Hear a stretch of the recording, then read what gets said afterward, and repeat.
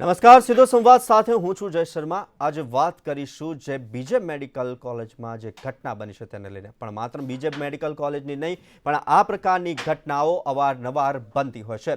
રેગિંગની ઘટનાને લઈને ઘણા બધા કુટુંબો વિખેરાઈ ગયા છે। કોઈ કે તેમની દીકરી ગુમાવે છે તો કોઈ કે તેમનો દીકરો, તો ક્યારેક દીકરી અને દીકરા ગુમાવતા એક આખો પરિવાર વેરવિખેર થઈ જાય છે।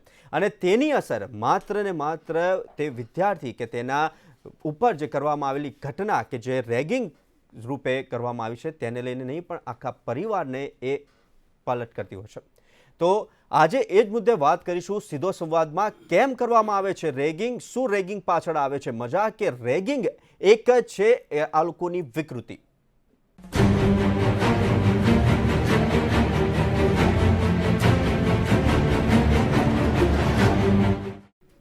આજ મુદ્દે ચર્ચા કરવા માટે સીધો સંવાદ કાર્યક્રમમાં અમારી સાથે જોડાયા છે નરેન્દ્ર મોદી, નર્સ યુનિયનના તેઓ ગુજરાતના સ્થાપક પણ છે, પ્રમુખ પણ છે, અને ડૉક્ટર મીના વ્યાસ જેઓ મનોચિકિત્સક તરીકે જોડાયા છે, ધર્મેશ પટેલ એક સામાજિક કાર્યકર્તા તરીકે, અને પ્રફુલ્લ ત્રિવેદી એસોસિએટ એડિટર મંતવ્ય ન્યૂઝ સાથે। સૌથી પહેલા જે રેગિંગની ઘટના બની છે બીજે મેડિકલની તેની વાત કરીએ તો આ જે રેગિંગ કરવામાં આવ્યું છે તેમાં બે વિદ્યાર્થીઓ જે તેમના જેમ જુનિયર્સ હતા તેમના કાનની અંદર બહેરાશ આવી ગઈ છે। ત્યાં સુધીનું આ પ્રકારેનું વર્તન કરવામાં આવ્યું છે। કેટલો ઢોર માર મારવામાં આવ્યો હોય તે શબ્દ પણ નાનો પડે, કેમ કે બહેરાશ આવી ગઈ છે, બેલ્ટથી મારવામાં આવે છે, જૂતા ફેંકવામાં આવે છે। આ પ્રકારની ઘટના આ બની છે, પણ અગાઉ પણ રેગિંગની અનેક ઘટનાઓ બની છે, જેમાં કેટલાય વિદ્યાર્થીઓ તેમના જીવ બી ગુમાયા છે। તેમની મનોસ્થિતિને કાબૂમાં રાખવા માટે કે તેમની મનસ્પટલ ઉપરથી તે ઘટનાને બહાર કાઢવા માટે પણ ઘણો સમય વીતી જાય છે। તેના લઈને એક પરિવાર પણ હેરાન થતો હોય છે। આજ મુદ્દે ચર્ચા કરીશું। સૌથી પહેલા પ્રફુલ્લ સર, તમારી પાસે આવવા માંગીશ કે આ પ્રકારની ઘટનાને આપ કેવી રીતના જુઓ છો, અને આ ઘટના આવી મોટી એજ્યુકેશનલ ટ્રસ્ટ છે, એજ્યુકેશનલ જે ફર્મ છે તેની અંદર કેટલી યોગ્ય? જે કોઈ પણ શૈક્ષણિક સંસ્થા હોય એમાં સિનિયર વિદ્યાર્થીઓ દ્વારા જુનિયર વિદ્યાર્થીઓ ઉપર જે રેગિંગનો ત્રાસ ગુજારવામાં આવે છે, આ પ્રવૃત્તિ છે એ વિકૃતિ છે અને પાશ્વિક બાબત છે। આ બાબત ક્યારેય ચલાવી ના લેવી જોઈએ, કેમ કે એને માનસિક અને શારીરિક બંને રીતે નુકસાન થાય છે। તમે જે વાત કરો છો સંસ્થાની બીજે મેડિકલ કોલેજ, કે એક જાણીતી કોલેજ છે જ્યાં 3 સિનિયર વિદ્યાર્થીએ 7 વિદ્યાર્થીઓ ઉપર વારંવાર રેગિંગ કરતા હતા। એમને જૂતાથી મારતા હતા, બેલ્ટથી મારતા હતા, રબરની સ્ટ્રીકથી મારતા હતા, અને ચહેરા ઉપર એને જે લાફા માર્યા, લાફા ઝીક્યા, એને કારણે 2 વિદ્યાર્થીને બહેરાશ આવી ગઈ। આ એક પાશ્વિક પ્રવૃત્તિ છે, એક પાશ્વિક આનંદ એ લોકો આ રીતે લેતા છે એવું લાગે છે। કે પછી આની પાછળના મનોવૈજ્ઞાનિક કારણો કયા છે એ તો મીનાબેન કહેશે, પરંતુ જે આવી ઘટનાઓ બને છે એ સમાજે પણ વખોડી કાઢવી જોઈએ અને ચલાવી લેવી ના આવી જોઈએ। જે 3જા વર્ષના વિદ્યાર્થીઓ છે, ધવલ, જયેશ અને સુરેજા નામના 3 વિદ્યાર્થીઓ છે, એમની સામે ત્યાંની જે એન્ટી રેગિંગ કમિટી છે એણે તપાસ પણ શરૂ કરી છે, અને જે એને ત્રાસ આપતા હતા એ વિદ્યાર્થીઓ અને બધાના નિવેદનો લઈ અને એના પર આગળની કામગીરી કરવામાં આવશે। આ જ કોલેજમાં અગાઉ પણ આવી જ એક ફરિયાદ ઉઠી હતી, જેમાં એક વિદ્યાર્થી અભ્યાસ છોડીને જતો રહ્યો હતો। હવે તમે વિચારો કે મેડિકલ કોલેજમાં એડમિશન લેવું કેટલી અઘરી બાબત છે, એમાં કેટલા પૈસા એણે ખર્ચ્યા છે એના પપ્પા મમ્મી ભાઈ। હવે એ છોડી અને એ અભ્યાસ છોડીને જતો રહે તો હું માનું ત્યાં સુધી એ પછી ડિપ્રેશનમાં જતો રહ્યો હશે। એટલે વિદ્યાર્થી ઉપર જે આ પ્રકારની જે કુપ્રવૃત્તિ થાય છે એના ઉપર કડક હાથે કામ લેવું જોઈએ। અને આ બાબતો છે મોટાભાગે એન્જિનિયરિંગ અને મેડિકલ કોલેજમાં જ વધારે બનતી હોય છે। સારા ઘરના વિદ્યાર્થીઓ હોય છે, પૈસાદાર કુટુંબના વિદ્યાર્થીઓ હોય છે, કદાચ એના કારણે જ એ લોકો પેમ્પર્ડ ચાઇલ્ડ હોવાથી કે ગમે તે કારણે આવું એ કરવા એ પ્રેરાતા હોય છે। ખરેખર તો જે સિનિયર વિદ્યાર્થીઓ છે એણે જુનિયર વિદ્યાર્થીને સપોર્ટ કરવો જોઈએ, એને ગાઈડલાઈન આપવી જોઈએ, એના બદલે રેગિંગ કરતા હોય છે। અને આવી ઘટનાઓ મોટાભાગે એક ચોક્કસ સંસ્થાઓમાં જ બનતી હોય છે, અને ખાસ કરીને હોસ્ટેલ્સમાં બનતી હોય છે, કારણ કે હોસ્ટેલમાં રાતે વાતાવરણ એ લોકોને કોઈ રોકટોક કરવાવાળું હોતું નથી, જેને કારણે ખુલ્લું મળી જાય છે। અને બીજે મેડિકલ કોલેજ તમે જુઓ કે આના માટે કુખ્યાત થઈ ગઈ છે। જો કે હવે જે પહેલાં રેગિંગની ઘટનાઓ બનતી હતી એના કરતાં પ્રમાણમાં કંટ્રોલમાં આવતું જાય છે, ઓછી ઘટનાઓ બને છે. પરંતુ બને છે એ બહુ જ ગંભીર પ્રકારની ઘટના બને છે. આમાં બે વસ્તુ છે કે એન્ટી રેગિંગ કમિટી છે એ 20 રૂપિયાના સ્ટેમ્પ ઉપર આવો એક એફિડેવિટ પણ લેતી હોય છે કે હું આવી પ્રવૃત્તિ નહીં કરું, છતાં પણ થતી હોય છે. એના સામે શિક્ષાત્મક પગલાં લેવાતા હોય છે તો પણ વિદ્યાર્થીઓ આવું ભૂલતા નથી. આ બાબત ગંભીર છે. જે ચોક્કસથી મીનાબેન તમારી પાસે આવવા માંગીશ કે આ રેગિંગની આ પ્રકારની ઘટનાઓ જ્યારે થાય છે તેની પાછળના મનોવૈજ્ઞાનિક કારણો શું હોઈ શકે, અને સાથે જે વ્યક્તિ ઉપર રેગિંગની ઘટના બની છે તેને લોકો સામે ફેસ કરવામાં કેવા પ્રકારના મુશ્કેલીઓ અનુભવાતી હશે કે શરમ આવી શકતી હશે? જો આ મુદ્દા ઉપર જેની જે ગંભીરતા જે છે એ ખરેખર સમજવાની છે કે આવી જે માનસિકતા જે છે કે કોઈ એન્જિનિયરિંગ કોલેજ હોય કે મેડિકલ કોલેજ હોય અને એમાં આ પ્રકારની સ્ટડી કરનારા વિદ્યાર્થીઓ જો આ પ્રકારની હરકત કરે એટલે એ આપણે અસામાન્ય કહી શકાય આને. અને પહેલી વસ્તુ એ કે રેગિંગ નાના પાયે પહેલાં થતું હતું કે નાના સ્તર પર થતું હતું કે એકબીજાને જુનિયરને થોડું મજાક મસ્તી કરતા હતા ત્યાં સુધી નહોતું થતું. હવે શારીરિક અને માનસિક ત્રાસ આપવો અને એનો આનંદ લેવો અને એમાં એ આખું જે સંકુલ હોય એમાં એ લોકોને એ જુનિયરને એટલું બધું આપે કે એ કાં તો આત્મહત્યા કરી નાખે કાં તો એની સાથે આ રીતે કે આત્મહત્યાના પણ ઘણા કેસીસ આવ્યા છે કે જેમાં એટલો બધો મેન્ટલ એને સ્ટ્રેસ આપવામાં આવે કે એટલો બધો ત્રાસ આપવામાં આવે કે એ કાં તો એ ભાઈએ કહ્યું એ રીતે કોલેજ એ છોડીને જતું રહે અથવા તો એ સુસાઇડ પણ કરી નાખે. તો આ જે માનસિકતા છે એના માટે હું એક જ વસ્તુ કહીશ કે આ પ્રકારના જે વિદ્યાર્થીઓ જે છે જેને ઘરમાંથી જ કોઈ જાતની રોકટોક કે જે એક શિક્ષિત કરવામાં આવવું જોઈએ કે તમે જ્યારે ઘરની બહાર જાઓ છો ત્યારે તમારે હોસ્ટેલમાં હો છો, કોલેજમાં હો છો ત્યારે તમારે અધર વિદ્યાર્થી કે તમારા ક્લાસમેટ છે એની સાથે કઈ રીતે બિહેવ કરવું, ટીચર્સ કે જે કંઈ લેક્ચરર હોય કે એમાં તમારે કઈ રીતે આ બધી વસ્તુઓનું થોડું નોલેજ અને એ બધું ઘરથી થોડું આપવું જોઈએ. પણ ઘણા ફેમિલીમાં આ બધી વસ્તુઓની અવગણના થતી હોય છે. આ સ્પષ્ટ રીતે કહી શકાય કારણ કે જો સ્કૂલિંગ દરમિયાન જ જો એ એજમાં જ જો એને થોડું આ રીતની શિક્ષણ આપવામાં આવ્યું હોય તો એ વસ્તુને એનું ડેવલપમેન્ટ ના થાય. આ ડેવલપમેન્ટ એ રીતના થઈ ગયું કે જેમાં એને કોઈ જાતનો પેલો રહ્યો જ નહીં, બિલકુલ અંકુશ નથી, કશું જ નથી. એની ઉપર એટલો શારીરિક ત્રાસ ગુજાર્યો કે એ વ્યક્તિનું આ રીતના કાનમાંથી એને ઇન્જર્ડ થયા અને એ તકલીફ થઈ. તો આ દ્રષ્ટિ એક એવી છે કે માનસિકતા એક એવી પ્રકારની છે કે આ માનસિકતાના વિદ્યાર્થીઓ જે છે એ લોકોને સાથે એની પાસેથી કોઈ બીજી અપેક્ષા કે કોઈ વસ્તુ રાખી ન શકાય. આ પ્રકારની સ્ટડી પછી પણ જો આ લોકો આ રીતે કરતા હોય તો એક પ્રશ્ન એનો પણ છે કે એ જે સંસ્થા છે ત્યાં કેમ આ પ્રકારની વસ્તુઓને ચલાવી લેવામાં આવે, કારણ કે આ એકાએક જ થઈ ગઈ હોય ઘટના એ હું માનવાનું યોગ્ય નથી ગણતી કે એક અચાનક જ થઈ ગયું એકાએક નહીં. આ વસ્તુઓ થતી રહેતી હશે. જે વસ્તુઓ ઘણી વખતે નાના પાયે હોય એ બહાર નથી આવતી. વિદ્યાર્થીઓ ફેમિલીમાં પણ નથી કહેતા, જે વિક્ટિમ હોય છે એ ઘરે પણ નથી કહેતા, લેક્ચરરને એટલા દબાવીને રાખવામાં આવ્યા હોય કે એ લોકો બહાર નથી લાવતા વસ્તુને. નરેન્દ્રભાઈ, આપણી પાસે આવવા માંગીશ. નર્સિંગ કોલેજની અંદર કે મેડિકલ કે આપણે તમામ કોલેજની વાત કરીએ પણ નર્સિંગ કોલેજની અંદર અને મેડિકલ કોલેજની અંદર આવા બનાવો વધારે આવી રહ્યા છે.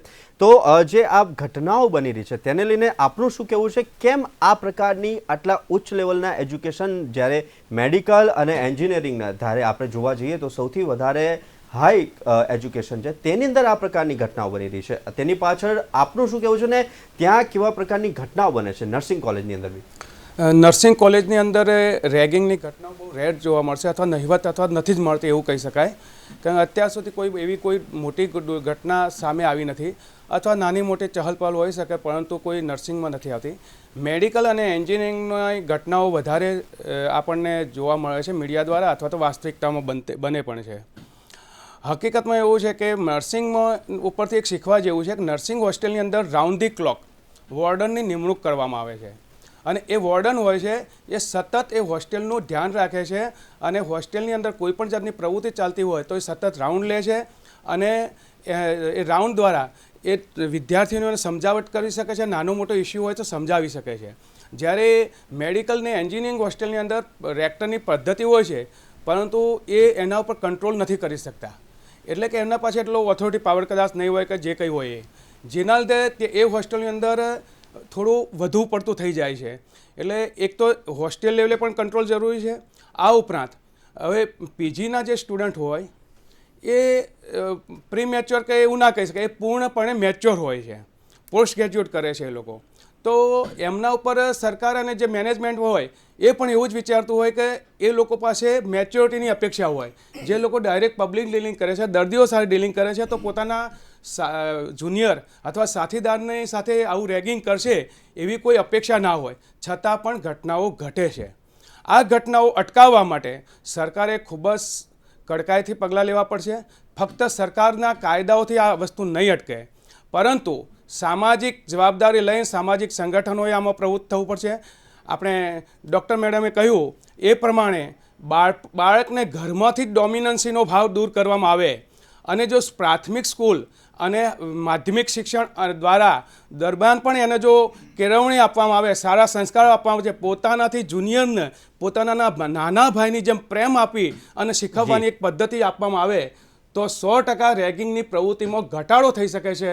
એને નકારી શકાય નહીં, પરંતુ ઓછું કરી શકાય છે. અને બીજું કે રેગિંગ મેડમે કહ્યું એમ થોડું ઘણું થતું હોય, પરંતુ એવું ના હોવું જોઈએ કે કોઈની કારકિર્દી પૂરી કરી નાખે, કોઈનું જીવન પૂરું કરી નાખે, અથવા કાયમ માટે જીવનમાં કોઈને ખોડ આવી જાય. આવી પ્રવૃત્તિ ક્યારે સાંખી ના લેવાય. આ વિકૃત માનસિકતા છે અને એની સામે કડકમાં કડક કાર્યવાહી કરવી જ પડે. બીજું કે આવી પ્રવૃત્તિ જ્યારે થાય છે ને ત્યારે દૂર ગામડામાં બેઠેલો મા બાપ શું વિચારે છે ખબર છે કે મારો છોકરો ત્યાં ભણે છે ત્યાં સુરક્ષિત નથી, એના લીધે એ પોતાના બાળકને પાછો બોલાવવાનું વિચારે છે.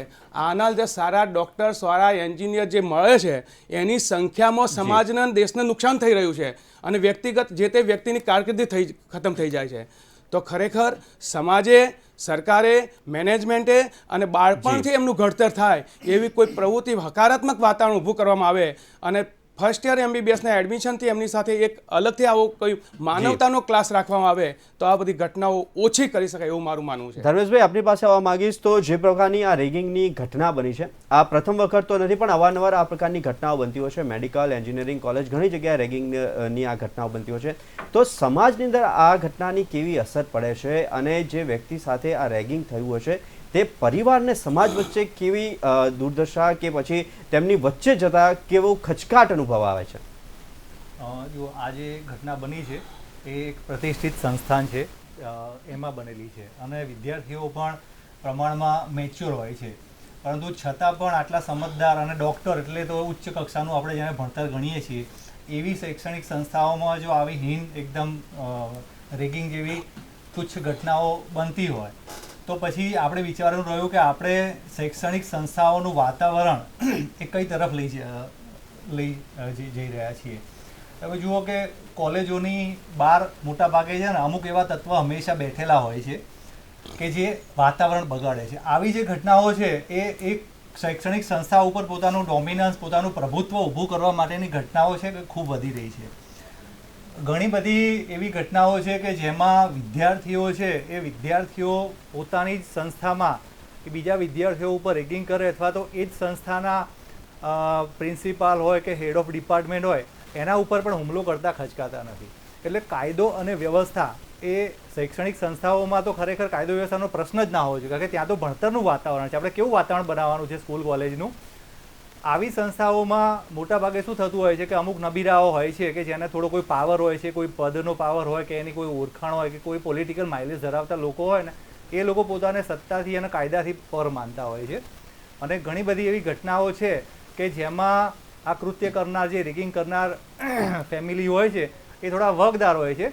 એના કારણે એ લોકોને કોઈ પરવા હોતી નથી. એટલે કાયદો અને વ્યવસ્થા છે ને આ બાબતે એકદમ કહીએ તો કાયદો વ્યવસ્થાનું કામ છે. ખરેખર આવી ઘટના બને તો તરત જ વિધિન શોર્ટ ટાઈમ 2 દિવસમાં આ બધા વિદ્યાર્થીઓને ઘરે બેસાડી દેવાય. જો આવા કોઈ દાખલો બની જાય તો આખા ગુજરાતમાં આ ઘટનાએ છે એ વાતાવરણ બગાડ્યું છે.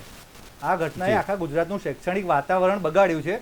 તો આ વાતાવરણ સુધારવા માટે સરકારે તાત્કાલિક ધોરણે આ જે પણ વિદ્યાર્થીએ એની તપાસ ચોક્કસ કરવી જોઈએ અને તપાસ કરીને આવા 6 મહિનાથી અગર કોઈ તમે વિદ્યાર્થીઓને શિક્ષણમાં હેરાન કરો છો એના ભવિષ્ય ઉપર પ્રશ્ન જ ઊભો થઈ જાય.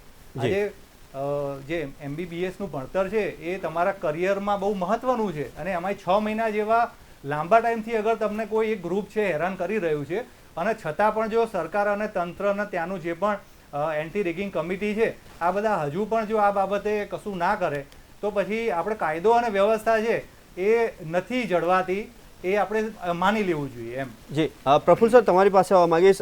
ધર્મેશભાઈએ સરસ 2-3 વર્ડ વાપર્યા, એક માલે તુજારો, નબીરાઓ. તો સર એક વગદાર એમણે જે ખાસ વર્ડ વાપર્યો એની અંદર આપ તરફ બી જોઈ રહ્યો હતો કે વગદાર વર્ડ આવ્યો ત્યારે કંઈક કહેવા માંગી રહ્યા હતા. હું એ પૂછવા માંગીશ કે આ બધી કોલેજો હાઈએસ્ટ પેડ હોય છે, સૌથી વધારે ફી હોય છે, એટલે ત્યાં ચોક્કસપણે માલે તુજારો, વગદાર ને એવા જ વ્યક્તિઓ આવશે. તો સર એક આ રેગિંગ કરવું એક મનોરંજનનું સાધન કે એક રૂટીન પ્રવૃત્તિ છે તેવું માની બેઠા છે આ જે માલે તુજારો છે, નબીરાઓ છે, તેમને લઈને શું કહેશો? જે હું એના માટે 4 કારણો તને કહેવા માગું છું. પહેલું કારણ છે એ એક મજાક મસ્તી માટે કરતા હોય છે અને એ બહુ સિરિયસ કોઈને ઇન્જર્ડ કરવાનો પ્રયત્ન નથી હોતો, માત્ર મજાક મસ્તી કરતા હોય છે. ક્યારેક કોઈ નાવા જાય તો બહારથી સ્ટોપર બંધ કરી દે ને આવું બધું કરતા હોય છે, એ બહુ નિર્દોષ હોય છે. બીજું છે કે મનોવિકૃતિ કે સુપિરિયોરિટી કોમ્પ્લેક્સથી પીડાતા હોય કે બીજાને નીચા બતાવવાનું પોતે સમથિંગ છે. જે માલે તુજારના છોકરાઓ હોય છે, જે એમણે વાત કરી બિગડે બાપ કે બેટે, એ પોતાને વર્ચસ્વ સ્થાપવા માટે કરતા હોય છે. ત્રીજું કારણ છે કે કોઈ મતભેદ થઈ ગયો હોય કોઈ વિદ્યાર્થી સાથે, પોતાનાથી જુનિયર વિદ્યાર્થી સાથે કામગીરી દરમિયાન, તો એને દબાવવા માટે આ થતું હોય છે. અને ચોથું સૌથી ગંભીર કારણ એ છે કે જો એ વિદ્યાર્થી છે એ કંટાળી એના જગ્યા છોડીને જતો રહે તો એનો મિત્ર પાછળ વેઇટિંગમાં હોય, એનો નંબર લાગી જાય, આવું પણ કારણ હોય છે. આનો હું તમને દાખલાઓ સાથે સમજાવવા માગું છું કે એક વિદ્યાર્થીનો મારી નજર સામે બનેલો દાખલો છે કે એનો 12મા ધોરણની અંદર 1 થી 10માં નંબર આવ્યો હતો અને એને એક બહારની એન્જિનિયરિંગ, જે પ્રતિષ્ઠિત એન્જિનિયરિંગ કોલેજ કહેવાય કે એમાં એડમિશન મળવું એ બહુ જ ગૌરવની વાત કહેવાય, એવી કોલેજમાં એને એડમિશન મળ્યું હતું. ત્યાં એ વિદ્યાર્થી ઉપર એટલું બધું રેગિંગ થયું કે એણે એના પપ્પાને ત્યાંથી ફોન કરીને કહ્યું કે મને અહીંથી લઈ જાઓ નહીં તો હું કાંઈ કરી બેસીશ. એના પપ્પા રાતેને રાતે ગયા અને ત્યાંથી લઈ આવ્યા અને અહીં LD એન્જિનિયરિંગ કોલેજમાં એને દાખલ કરી દીધો, જે એની પ્રતિષ્ઠિત ઇન્સ્ટિટ્યુશનથી એણે છોડી દીધી.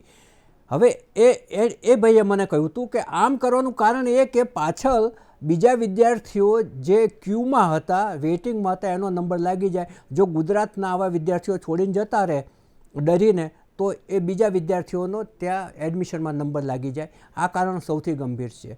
બીજા હું તમને કેટલાક દાખલા આપવા માગું છું કે 1/4/2022માં સુરતની જે સ્મી મેર હોસ્પિટલ છે ત્યાંના જુનિયર તબીબોને થાકી ના જાય ત્યાં સુધી એમને સિનિયરોએ દોડાવ્યા હતા અને આ દરમિયાન એક વિદ્યાર્થીને ઉલટી થઈ હતી અને બેભાન થઈ ગયો હતો અને આનો વિડીયો પણ વાયરલ થયો હતો. અને પછી જે વિદ્યાર્થીઓ 4 સિનિયર વિદ્યાર્થીઓ આ કર્યું હતું એમને 60 દિવસ સુધી સસ્પેન્ડ કરવામાં આવ્યા હતા. પછીની વાત કરીએ તો 26/7/2021 વડોદરાની ગોત્રી રોડ ઉપર આવેલી એક હોસ્પિટલ છે, ત્યાંના જે સિનિયર વિદ્યાર્થીઓ હતા એને 60 વિદ્યાર્થીઓને સવારે 4 વાગે જગાડી અને ઉઠક બેઠક કરાવડાવી અને એ દરમિયાન પણ આવા જ પ્રત્યાઘાતો કર્યા હતા અને સેકન્ડ યર MBBSની પરીક્ષા મોકૂફ રાખવી પડી હતી અને 2 સિનિયર ડૉક્ટરોને ટર્મિનેટ કર્યા હતા. ભોપાલની અંદર આવી એક ઘટના બની હતી કે જેમાં બીજા વર્ષના એક યશ નામના વિદ્યાર્થીએ આત્મહત્યા કરી હતી સેકન્ડ યરના, અને એના કુટુંબીઓએ આવો આક્ષેપ કર્યો હતો કે રેગિંગના કારણે એણે આત્મહત્યા કરી છે. આવી જ એક અન્ય રાજ્યની કોલેજમાં 150, થોડા ઘણા નહીં, 150 જુનિયર વિદ્યાર્થીઓના માથે મુંડન કરાવી નાખ્યું હતું. હવે આ તો સીધું દેખાય એવું રેગિંગ છે. અને તમને બીજી મેડિકલની જ વાત કરું તો હજુ હમણાં જ તાજો જ દાખલો છે. 6/12/2022 ગઈ 6ઠી તારીખે એક વિદ્યાર્થીએ, કપિલ શર્મા નામનો વિદ્યાર્થી હતો, એણે હોસ્ટેલની અંદર 3જા વર્ષનો વિદ્યાર્થી હતો, એણે આપઘાત કર્યો હતો.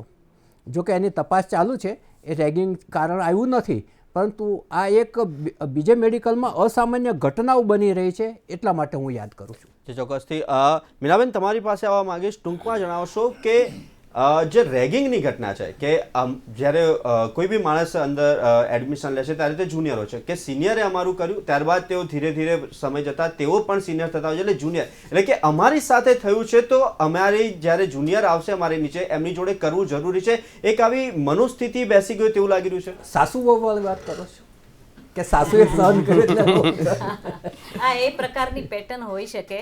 અને આમાં એક પ્રફુલ્લભાઈએ બહુ સરસ બધી વસ્તુઓને ડિટેલિંગમાં જણાવ્યું અને ઘટનાઓની આખી વાત કરી.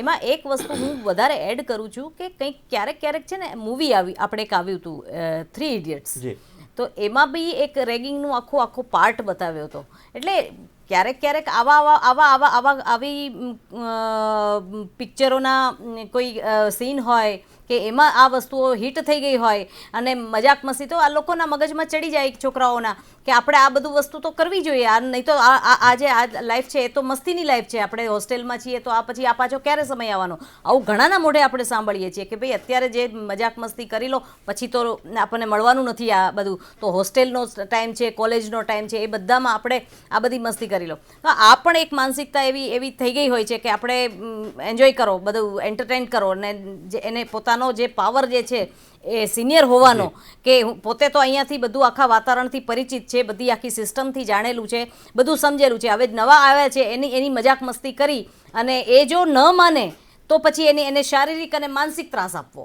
ત્યાં પાછો ઈગો હર્ટ થઈ જાય છે કે મારો મેં કહ્યું 5 વિદ્યાર્થીઓની વચ્ચે 10 વિદ્યાર્થીઓની વચ્ચે મેં પેલા જુનિયરને કંઈક કહ્યું અને એણે ન કર્યું અથવા તો એણે સામે જવાબ આપ્યો અથવા તો એણે અવોઇડ કર્યું, ઇગ્નોર કર્યું, તો એ મારી પ્રેસ્ટીજનો સવાલ થઈ ગયો. કેવી રીતે એ મારું માને નહીં, કેમ મારું અપમાન કરે? તો આ બધા લોકોનું આખું ગ્રુપિઝમ હોય અને ગ્રુપ મુજબ જ એણે આ કર્યું હોય. સાથે એક વસ્તુ એ પણ કહીશ કે જે તે કોલેજ હોય કે જે તે યુનિવર્સિટી હોય કે હોસ્ટેલ હોય કે જ્યાં આ વસ્તુઓ થતી હોય ત્યાં કેમેરા અને એ બધી વસ્તુઓની વ્યવસ્થા હોવી જોઈએ. કેમ નથી હોતી? કારણ કે આ એક જ વાર ઘટના નહીં ઘટી હોય, આ વસ્તુ ઘણી વાર થઈ હશે, થતી રહેતી હશે, આ બધું જ થતું હશે. તો આ વસ્તુ જ્યારે આટલા લેવલે પહોંચે પછી આપણે આ બધી વસ્તુઓ બહાર આવે અને આપણે એનું દુઃખ વ્યક્ત કરીએ તો ખરેખર આ જે સંસ્થા છે એના ઉપર જરા સવાલ કરવો જોઈએ અને એના ઉપર કડક કાર્યવાહી થવી જોઈએ. નરેન્દ્રભાઈ, આપણી પાસે આવવા માંગીશ, આપણી પાસે અવારનવાર આવા કેસીસ આવતા હશે, તો અત્યાર સુધી કોઈ આવા પ્રકારના કેસ આવે તો ત્યારે તમે એને એ કેસને કેવી રીતના ટેકલ કરતા હશો? કારણ કે ટેકલ કરવું અને બંને જણને સમજાવીને એ મામલો થાળે પાડવો એ બી ખૂબ જરૂરી છે. તો આવા કોઈ પ્રકારના પ્રશ્નો આવતા હોય તો તમે વિદ્યાર્થીઓને કેવી રીતના ટેકલ કરતા હો છો? વિદ્યાર્થીઓને ટેકલ કરવા માટે પહેલાં તો શરૂઆતથી જ એમને મેડમ તો સાયકેટ્રિસ્ટ છે, અમે ઘણીવાર અવારનવાર એમના પ્રિવેન્ટિવ મેજર તરીકે સિવિલ હોસ્પિટલના જે સાયકેટ્રિક ડિપાર્ટમેન્ટ હોય એમાંથી જે સારા ડૉક્ટર હોય જે સારું સમજાવી શકતા હોય એમને લઈ જઈને આખા ક્લાસને પણ સમજાવવાનો પ્રયત્ન કરીએ છીએ. આ ઉપરાંત કોઈ ઘટના ઘટી ગઈ તો એ ઘટના બે રીતે ઘટે છે. એક પ્લાનિંગથી હોય છે અને એક અચાનક થઈ જતી હોય છે. કે મેડમે કહ્યું કે પ્રફુલ્લભાઈએ કહ્યું કે અને આમને કહ્યું કે માલે તું યાર, બરાબર. તો કેટલીક ઘટનાઓ આપોઆપ બનતી હોય પણ ઘટનાનું એક લિમિટ હોવી જોઈએ કે કોઈને પર પાણી નાખ્યું કે કોઈને નળ બંધ કર્યો કે કોઈને ત્યાં સુધી કદાચ ટોલરેટ થઈ શકતું હોય છે. પરંતુ જ્યારે ઘટના મોટી બને અને શારીરિક માનસિક થાય અને પ્રોબ્લેમ થાય અને વિદ્યાર્થી પોતાનો કાયમી અપંગતા લઈ લે અથવા તો વિદ્યાર્થી પોતાનો અભ્યાસ છોડી દે, આટલી હદે આવે એ પહેલાં જેવી જે સિસ્ટમ હોય એમાં એના દ્વારા જેવી જાણકારી મળે તો તાત્કાલિક ત્યાં પહોંચી જવું પડે છે, વિદ્યાર્થીઓને સમજાવવા પડે છે અને સમજાવવાથી મોટાભાગના પ્રશ્નોનું નિરાકરણ આવી શકે છે. કારણ કે તેઓ જે સમજાવવા જનાર હોય છે એ કાં તો એમના શિક્ષક હોય છે અથવા તો જે તે સંસ્થાના વડા અથવા તો વગદાર વ્યક્તિ હોય છે. એટલે સમજાવવાથી 100% પરિણામ મળે છે. અને બીજું, સમાજમાંથી બહુ 20 વર્ષ પહેલાંની વાત કરું તમને તો કેટલાક મિત્રો હતા, એમનું એક સંગઠન ચાલતું હતું. એમને જ્યાંથી આવી માહિતી મળે ને કઈ જગ્યાએ રેગિંગ થાય ત્યાં એ લોકો પહોંચી જતા હતા અને એ લોકો ત્યાં જઈને એમને સમજાવવાનું એ જે પદ્ધતિ હોય પણ કામ કરતા હતા અને પછી ના થાય એનું કાર્ય કરતા હતા. અને મેનેજમેન્ટની પણ ડર હોય છે અને સાથે રિસ્પેક્ટ પણ હોય છે. એ બંને એકબીજાના એક સિક્કાના બે બાજુ જેવું છે. તો એનાથી પણ માનતા હોય છે. તો ખરેખર સમજાવવા જોઈએ. અને મેડમે કહ્યું એ સાચી વાત છે, ઘરથી લઈ સ્કૂલથી લઈ અને કોલેજ સુધી એવા સંસ્કારનું સિંચન કરવું જોઈએ કે જ્યારે વ્યક્તિ નિર્માણનું કાર્ય થાય કે જેનાથી એ વ્યક્તિ કોલેજ કરે કે પછી સમાજમાં આવે ક્યાંય એ ડોમિનન્સ થવાનો પ્રયત્ન ના કરે પણ હર હંમેશા એના અંદર મદદ કરવાની જ ભાવના થાય તો એ ક્યારેય આવું કાર્ય નહીં કરે. ધનુષભાઈ, તમારી પાસે આવવા માંગીશ કે આ જે દૂષણ છે રેગિંગનું, જે આખી ઘટના સામે આવી છે, સમાજની અંદર આ રેગિંગને કેવી રીતના જોવામાં આવે છે? એક વિદ્યાર્થી તરીકે, એક માતા પિતા તરીકે, એક પરિવાર તરીકે કે એક સંસ્થાના વડા તરીકે આ ઘટનાને કઈ રીતના જોવાય? જો શૈક્ષણિક સંસ્થાનો છે અને યુવાનો હોય છે, ત્યાં હ્યુમર, થોડી મસ્તી, થોડી મજાક, આ બધું હોય એ સામાન્ય છે અને હોવું જોઈએ. પરંતુ જ્યારે આ એની લિમિટ ક્રોસ કરે અને શારીરિક અને માનસિક અત્યાચાર સુધીની વાતો આવી જાય, એ વધુ પડતું કહેવાય. એને પછી ખાલી સાદી સીધી મસ્તી મજાકમાં આપણે ના જોઈ શકીએ. અને આવા જે ગ્રુપ્સ હોય છે, આ ગ્રુપ્સ પંકાયેલા જ હોય છે. આ કોઈ વિદ્યાર્થીએ જેણે કર્યું હશે એ કંઈ અચાનક નહીં કર્યું હોય. આ એના ડીનને, એના હેડ ઓફ ડિપાર્ટમેન્ટને ખબર જ હોય છે કે આવા ગ્રુપો છે કે એ થોડા વધારે પડતા એક્ટિવ કે મસ્તીખોર કે આવા હોય છે. તો એને કંટ્રોલમાં, એમને ખબર છે કે આ ગ્રુપ છે તો એને કંટ્રોલમાં રાખવાની જવાબદારી પણ જે તે સંસ્થાના વડાની હોય છે. પરંતુ અમુક વાર એમની સાથે કોઈ મિલીભગત હોય કે એમને કોઈ જાણીતું હોય કે કંઈ મેં કીધું એ પ્રમાણે કોઈ વગદાર કે માલેતુજાર હોય એટલે એમને નહીં કહેવાનું. આ પ્રકારની જે માનસિકતા છે એ શૈક્ષણિક સંસ્થાનોમાં જે વડા છે એ વડાની પૂરતી જવાબદારી બને છે કે શૈક્ષણિક સંસ્થાનું વાતાવરણ છે એ શુદ્ધ બનાવે. આ રીતની ઘટનાઓ છે એ આખા સમાજમાં એ ખૂબ નિંદાને પાત્ર છે. અને કોઈ વાલી જો આવતા વર્ષે એ બીજે મેડિકલમાં પોતાના બાળકને મૂકવાનું વિચારતું હોય, પોતાના યુવાનને, તો એ અત્યારે હાલ ડરેલો છે, એ ગભરાયેલો છે કે મૂકીશું તો અમારા છોકરા સાથે શું થશે. આ ફક્ત આ કોલેજની વાત નથી, ઘણી બધી એવી એન્જિનિયરિંગ કોલેજો પણ છે કે જે રેગિંગ માટે ખૂબ કુખ્યાત છે અને ત્યાં બહુ જ વધુ મારામારી અને હત્યા સુધીના રેગિંગના બનાવો, ગ્રુપિઝમ અને એ બધું ખૂબ જ ચાલે છે. એટલે આ બધું શૈક્ષણિક સંસ્થાઓમાં ચાલે એ ખૂબ જ, અને એમાં આપણા ગુજરાતમાં એ ખૂબ જ નિંદાજનક છે. અને સરકારે આની ઉપર છે ને એક કડક કાયદો બનાવવો જોઈએ અને આવા વિદ્યાર્થીઓને તુરંત રસ્ટિકેટ જ કરવા જોઈએ. જો એવા 2-4 દાખલા બી બને એને કાઢી જ મૂકવો જોઈએ કે ભાઈ તું આ શિક્ષણને લાયક જ નથી. જો તારે આવી અસામાજિક પ્રવૃત્તિ કરવી હોય તો તારું કામ અહીંયા છે જ નહીં. એને તાત્કાલિક ધોરણે છે ને એ રસ્ટિકેટ કરી દેવા જોઈએ. પ્રફુલ્લ સર, ટૂંકમાં જણાવો, સમયનો અભાવ છે, પણ આ રેગિંગની આ જે ઘટનાઓ બની રહી છે તેને ડામી દેવા માટે કેવા કડક પગલાં લેવા જોઈએ કે જેનાથી રેગિંગ શબ્દ કે રેગિંગ કરવું છે તેવું વિચારતા જ તે વિદ્યાર્થીની અંદર થઈ જાય કે ના, રેગિંગ ના કરાય? આમાં શૈક્ષણિક સંસ્થાઓ, એના વડાઓ અને સરકારનું શિક્ષણ ખાતું અને જે પેરેન્ટ્સ હોય, એને પેરેન્ટ્સનું કોઈ યુનિયન હોય તો એના પ્રતિનિધિઓ, આ બધાએ સાથે મળી અને કેટલીક બાબતો નક્કી કરવી જોઈએ. એમાં મીનાબેને કહ્યું એમ સૌથી પહેલાં તો ત્યાં સીસીટીવી કેમેરા બધી જ જગ્યાએ લગાડવા જોઈએ કે જેથી કોણ શું કરે છે એ બીજે દિવસે આપણને ખ્યાલ આવી શકે. બીજું કે જે રેક્ટર છે એણે રાતના સમયે ત્યાં ઓછામાં ઓછું એક વખત રાઉન્ડ લેવાનું રાખવું જોઈએ અને સિક્યુરિટીને આ જવાબદારી સોંપવી જોઈએ કે રાત્રે 2 વખત એ રાઉન્ડ લે અને આવું કાંઈ પણ બને તો તરત મેનેજમેન્ટને જાહેર કરે. રાઉન્ડ ધી ક્લોક ત્યાં સિક્યુરિટી રાખવી જોઈએ. ત્રીજું કે કાયદા એટલા કડક કરવા જોઈએ કે જો રેગિંગની ઘટના બને તો રેગિંગ કરનાર છે, જો કે કાયદો છે જ, અમુક 18 વર્ષથી ઉપરનો હોય તો આટલી સજા, 18 વર્ષથી સજા છે જ, પરંતુ એ કોઈ જગ્યાએ હજુ દાખલા બેસાડ્યા નથી તો આવા દાખલા બેસાડવા જોઈએ અને એ પ્રકારની સજા પણ થવી જોઈએ. એના પર FIR ફાટવી જોઈએ અને એના મા બાપ છે એણે પણ થોડાક, જો કોર્ટના ધક્કા થાય તો એમનો જે માલેતુજારનો જે સંતાન હોય એ થોડો કંટ્રોલમાં આવી શકે કે એને લાવવા માટે કહી શકે. એક વસ્તુ હું એડ કરવા માંગીશ જયભાઈ, બહુ ટૂંકમાં કહી દઉં છું, વધારે સમય નહીં લઉં.